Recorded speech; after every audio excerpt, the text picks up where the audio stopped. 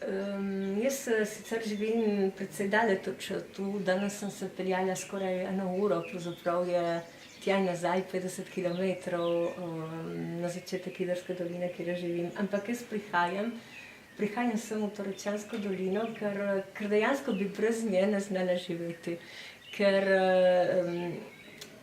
ko je tukaj, mislim, ko se udeležiš prireditve, ko si tu med ljudmi, ko zaigrajo harmonike, ko ljudje zapojejo, je nekaj tako globokega, nekaj tako pomembnega, nekaj tako močnega, če čutim v sebi, da mi da voljo živeti, da še vedno verujem, da bo Benečija kljub slabi napovedi nadaljevala svojo pot, živela, ustvarjala.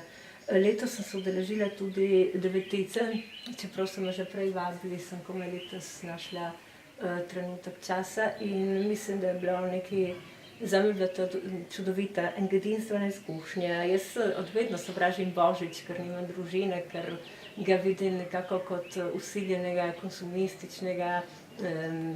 In v tej Rečanski dolini na Devetici, kjer smo v 9 večerih hodili od hiše do hiše, sem nekako našla tisto, kar pogrešam od Božiča, ljudi, toplino, bližino, pesem, preteklost, iskanje smisla vsemu, iskanje skupnosti, iskanje tistih trenutkov, ki so edinstveni in ki jih zna dati samo Rečanska dolina. Zame je bil torej letošnji Božič na tej Devetici nekaj edinstvenega, nekaj, na kar ne bom pozabila, predvsem s človeškega vidika.